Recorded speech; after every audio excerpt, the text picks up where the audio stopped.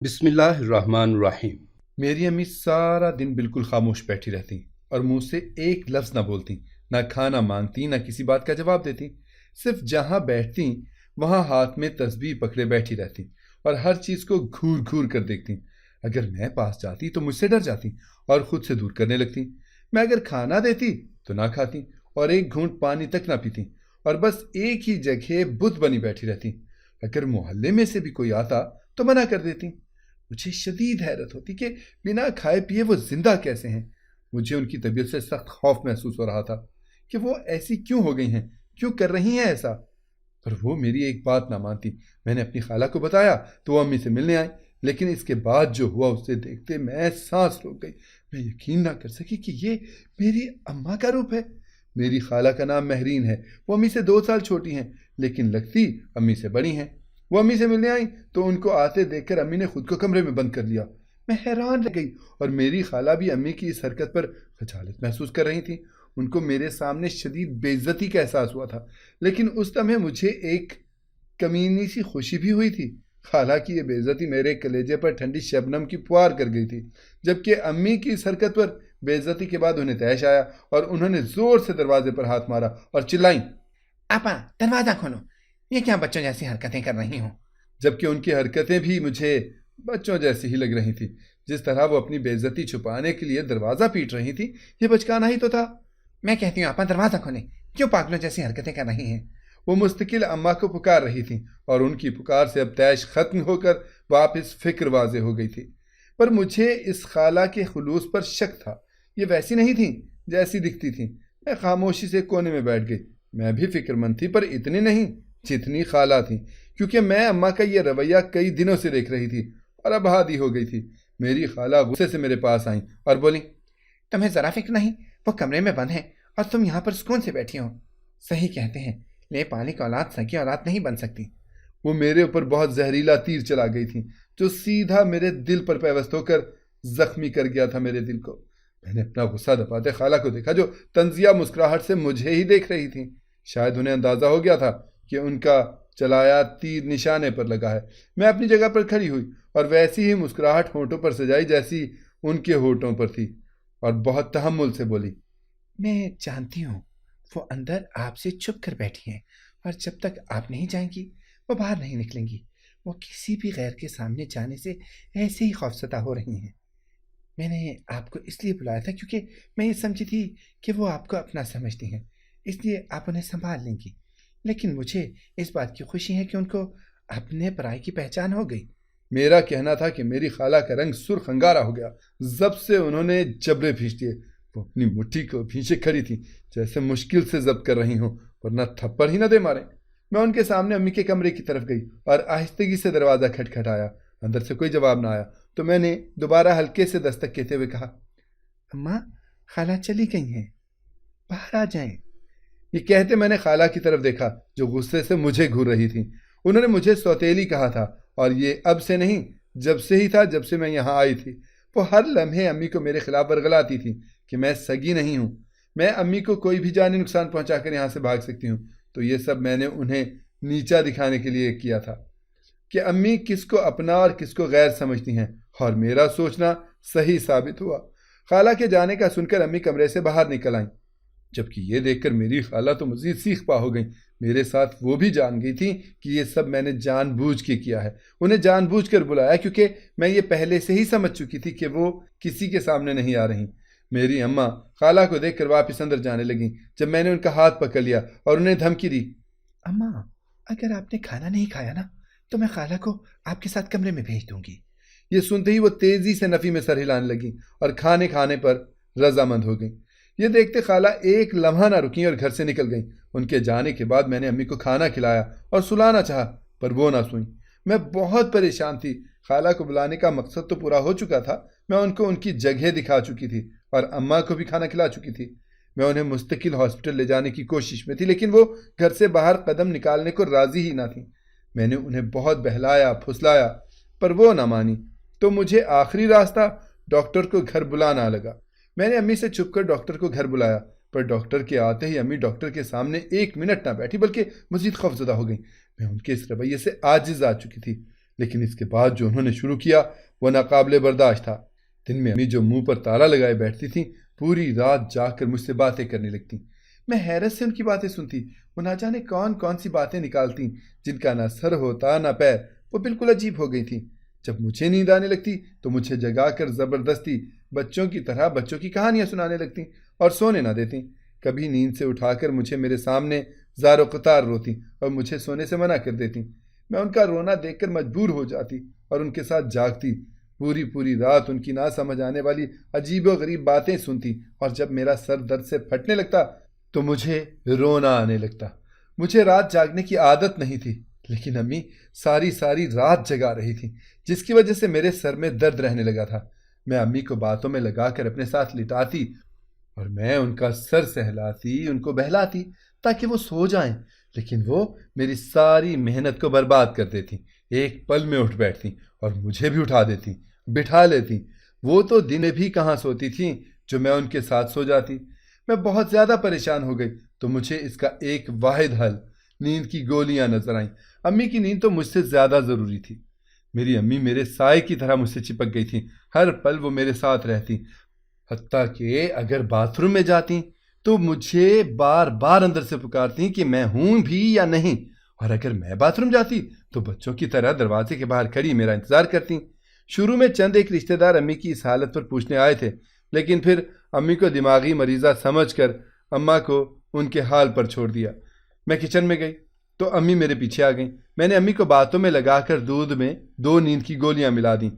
میں جانتی تھی کہ یہ نارمل انسان کے لیے زیادہ ہیں، لیکن میری امی نارمل تھیں کب؟ وہ نارمل انسانوں کی طرح نہ سوتی تھیں نہ سونے دیتی تھیں۔ امی دودھ نہیں پی رہی تھیں تو میں نے انہیں ڈرایا، امی اگر آپ نے دودھ نہ پیا نا تو میں آپ کو کمرے میں بند کر کے خود چل جاؤں گی۔ تو میری دھمکی سے ڈرتے انہوں نے جلدی سے دودھ پی لیا۔ وہ مجھ سے کمرے میں بیٹھ کر باتیں کرنے لگی اور میں ان کے بے ہوش ہونے کا باتیں کرتے کرتے 10 منٹ گزرے تھے کہ اس کے بعد جو ہوا وہ دیکھتے میں تو ڈر کر چلانے لگی۔ مجھے سمجھ نہ آیا کہ میں کیا کروں۔ میں مدد کے لیے پکارنے لگی لیکن کوئی نہ آیا۔ آتا بھی کیسے، کیونکہ گھر بند تھا، پر میں خوف سے تھر تھر کانپ رہی تھی کیونکہ میری امی۔ میرا نام ماہین ہے، میری عمر 19 سال ہے، میری پرورش یتیم خانے میں ہوئی۔ میں لاوارث نہیں تھی، لیکن میری ماں مجھے بچپن میں یہاں چھوڑ گئی تھی۔ اس کے پیچھے بھی ایک گہری کہانی تھی۔ جب میری ماں مجھے عذاب بول کر اس یتیم خانے میں چھوڑ کر گئی تو میری پھپھو مجھے یہاں سے لے گئیں اور اپنے پاس رکھا۔ میں 9 سال اپنی پھپھو کے پاس رہی، لیکن پھر ان کا ساتھ بھی چھوٹ گیا۔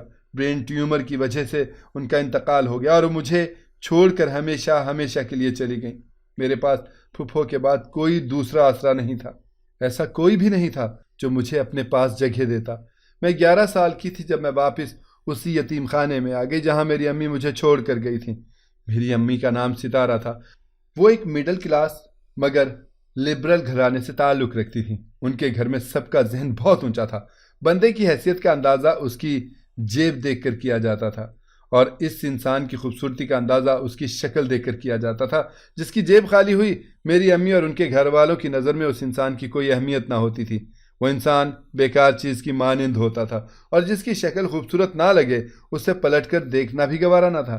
اگر دونوں چیزیں ہوں تو سونے پہ سہاگا، لیکن اگر دونوں ہی میں سے کوئی ایک چیز ملی تو اول و آخر ترجیح دولت کی تھی۔ شکل نہ ہو تو گزارا ممکن تھا، لیکن جیب میں اتنی رقم ہر وقت ہونی چاہیے کہ ٹھاٹھ باٹھ قائم رہیں۔ میری امی کی بھی یہی ترجیحات تھیں۔ میری امی چونکہ بہت خوبصورت تھیں اور انہوں نے خود کو اتنا بنا کر رکھا تھا، بہت ماڈرن تھیں وہ، اور اپنے فگر کے اوپر سب سے زیادہ توجہ دیتی تھیں۔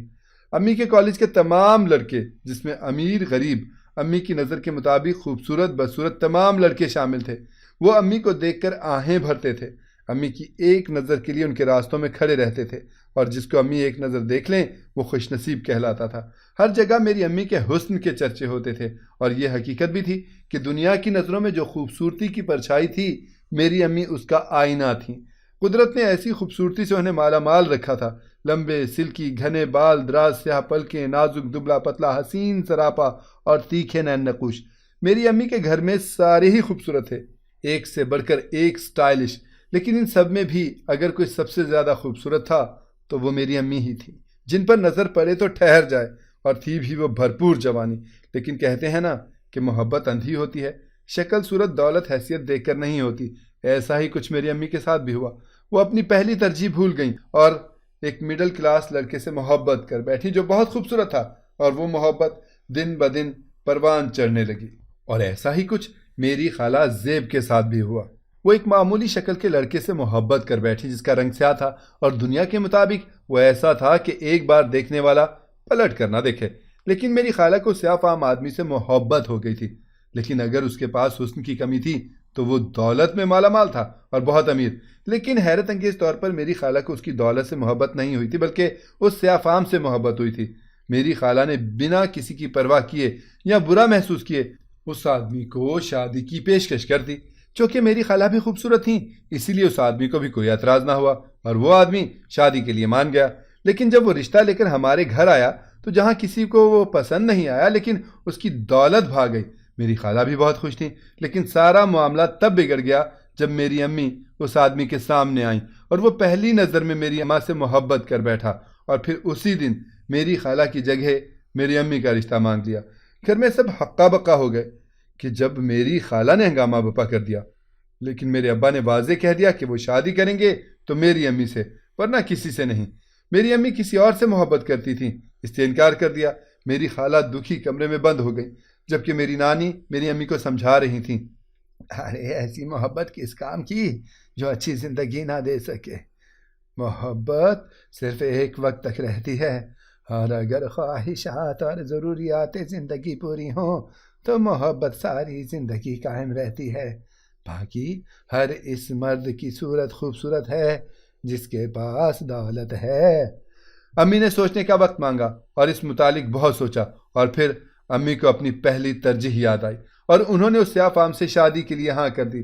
میری خالہ نے بہت ہنگامہ کیا، بہت روئی بھی، لیکن میری نانی نے سنبھال لیا۔ میری امی کی شادی اس شخص کے ساتھ ہو گئی، وہی سیاہ فام شخص جو میرا باپ تھا۔ میرے ابو کا نام نوید تھا، وہ بزنس مین تھے اور ان کا بزنس بہت وسیع تھا۔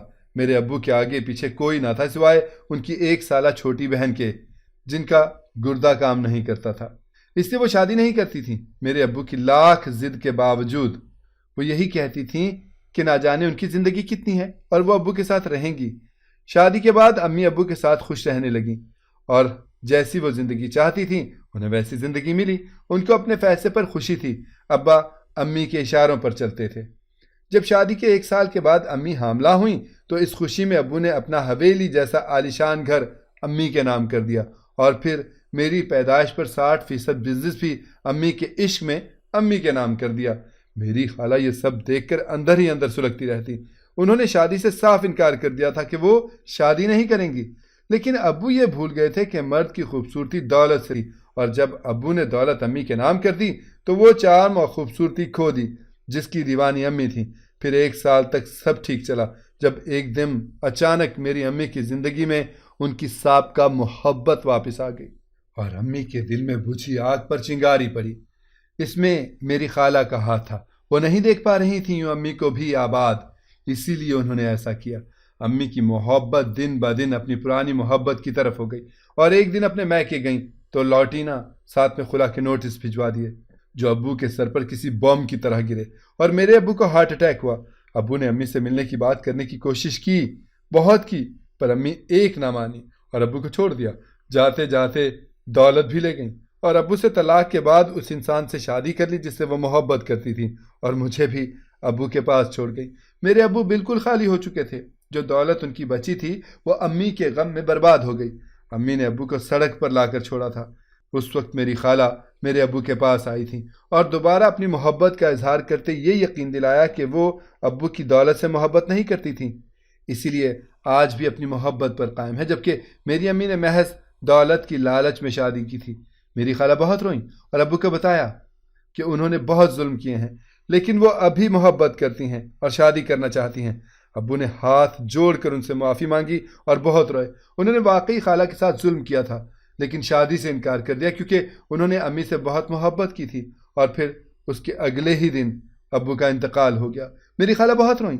میری پھپھو تو پہلے ہی بیمار رہتی تھیں، انہوں نے مجھے میری امی کے پاس چھوڑ دیا کہ وہ نہیں سنبھال سکتی، تو میری امی نے مجھے یتیم خانے میں چھوڑ دیا کیونکہ وہ اپنا نام خراب نہیں کرنا چاہتی تھیں، کیونکہ میں بھی اپنے ابو کی طرح ایک سیاہ فام بدصورت بچی تھی۔ اس وقت میں محض 2 سال کی تھی۔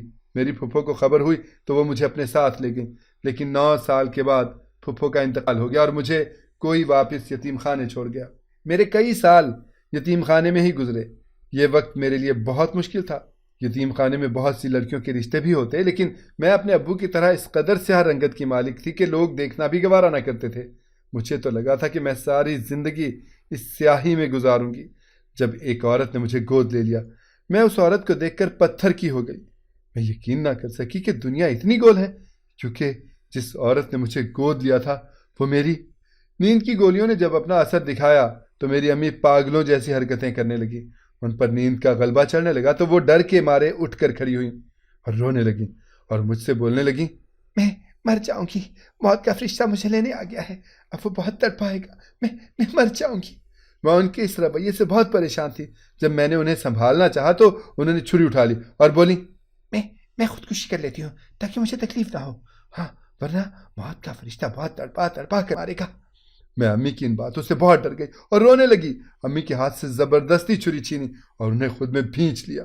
ان کی آنکھیں بند ہو رہی تھیں، جنہیں وہ زبردستی کھولنے کی کوشش کر رہی تھیں، اس ڈر سے کہ وہ مر جائیں گی، اور پھر آہستہ آہستہ وہ بے ہوش ہو گئی۔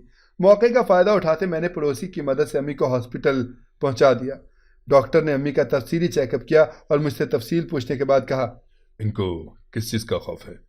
ان کے ذہن میں کچھ بہت بری طرح سے اٹک چکا ہے، آپ ان سے پوچھیں اور ان کے ڈر کی وجہ جانیں۔ اگلے دن جب امی کو ہوش آیا تو غیر متوقع وہ بالکل خاموش تھیں، بس رو رہی تھیں۔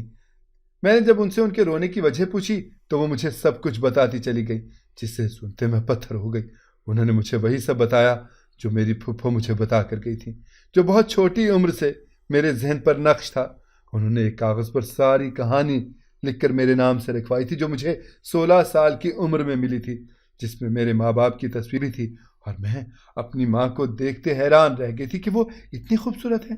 اور جب 2 سال کے بعد مجھے کسی نے گود لیا تو میرے لیے سب رک سا گیا تھا، کیونکہ مجھے گود لینے والی عورت میری اپنی سگی ماں ہی تھی۔ میں انہیں پہچان گئی تھی، لیکن وہ مجھے نہیں پہچانی تھی۔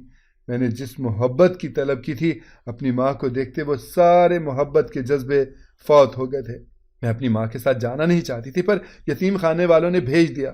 مجھے ان سے رتی برابر محبت نہ تھی، میں بس ان کا خیال اور ان کا کام ایک ملازمہ کی حیثیت سے رکھتی تھی کہ انہوں نے مجھے رہنے کو چھت دی ہے۔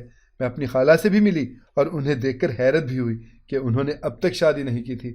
ان کو مجھ سے ایک خاص قسم کی چڑ تھی، یا اس بات پر ان کو غصہ تھا کہ ان کی بہن نے ایک کالی لڑکی کو گود لے لیا۔ میری امی نے میرے سامنے سارے جرم قبول کیے اور بہت روئیں، اپنے سارے ظلم بتائے، لیکن آخر میں جو بتایا اس سے سنتے میں تڑپ گئی۔ وہ بتا رہی تھی کہ میں اپنی بیٹی کے لیے پل پل تڑپی ہوں۔ جب میں نے دوسری شادی کر لی اور میرے پہلے شوہر کا انتقال ہوا تو میری بیٹی کو اس کی پھپھو میرے پاس چھوڑ گئی، لیکن میرے شوہر نے قبول نہیں کیا تو مجھے اسے یتیم خانے چھوڑ کر آنا پڑا، اور میں نے اس کی پھپھو کو خبر کر دیا اور خود چھپ کر یتیم خانے کے باہر انتظار کرنے لگی۔ جب میری بیٹی کی پھپھو سے لے گئی تو میں مطمئن ہو کر چلی گئی۔ اس کے بعد میں نے کئی بار اپنی بیٹی کی کیفیت معلوم کروائی، اور جب معلوم ہوا کہ وہ اپنی زندگی میں خوش ہے تو میں اپنی زندگی میں مگن ہو گئی۔ لیکن شادی کے 10 سال کے بعد ہی میرے دوسرے شوہر نے مجھے دھوکہ دے دیا اور فریب سے جائیداد اپنے نام کروا کر مجھے طلاق دے دی۔ میرے پاس بس کچھ ہی پیسہ بچا تھا۔ میں نے اپنی بیٹی کو واپس لینا چاہا تو پتہ چلا کہ اس کی پھپھو کا انتقال ہو گیا ہے اور میری بیٹی پتہ نہیں کہاں چلی گئی ہے۔ میں نے اسے بہت ڈھونڈا پر وہ نہ ملی۔ پھر آخر میں جب ساری امیدیں دم توڑ گئی تو یتیم خانے سے میں ایک بچی کو لے آئی۔ جب میں نے یتیم خانے میں اس بچی کو دیکھا تھا تو وہ مجھے بالکل اپنی بیٹی جیسی لگی۔ میں نے اسے گود لے لیا۔ میری امی روتے ہوئے کہہ رہی تھی کہ میری موت قریب ہے، پر میں سکون سے نہیں مر سکوں گی۔ میں ان کی باتوں پر تڑپ گئی اور انہیں ساری حقیقت بتائی تو وہ بہت روئیں، مجھے سینے سے لگاتے بہت پیار کیا۔ میں بھی بہت روئی، انہوں نے بہت معافی مانگی۔ میں نے انہیں بتایا کہ امی، پھپھو نے بتایا تھا مجھے کہ ابا مرنے سے پہلے آپ کو معاف کر چکے تھے۔ وہ سب کی مجرم تھی، اپنی سگی چھوٹی بہن کی بھی۔ اپنے جرم کا اعتراف کر کے اور معافی مانگنے کے بعد وہ اتنے دنوں میں پہلی بار پرسکون ہو کر سو گئیں، اور سوتے سوتے ہی ان کا انتقال ہو گیا۔ ان کو ایک پرسکون موت ملی۔ ان کے ہونٹوں پر مسکراہٹ تھی۔ میں ایک بار پھر مسکین ہونے پر زار و قطار روئی۔ جب ساری حقیقت میری خالہ کو پتہ چلی تو وہ بھی بہت روئیں اور مجھے بہت پیار کیا اور بتایا کہ تم سے مجھے چڑ کی وجہ یہی تھی کہ تمہیں دیکھ کر تمہارے ابو کی مجھے یاد آتی تھی بیٹا۔ بہن اور بھائیوں، معافی مانگنے کا موقع نہیں ملتا۔ انسان کی یہ زندگی عارضی ہے۔ اس عارضی زندگی کے لیے ہمیشہ رہنے والی زندگی کو خراب نہ کریں خدا را۔ اگر آپ کو ہماری کہانی پسند آئی ہے تو اسے لائک کریں، شیئر کریں اور ہمارے چینل کو سبسکرائب کریں۔ اگلی کہانی تک کے لیے اجازت دیجیے۔ اللہ حافظ۔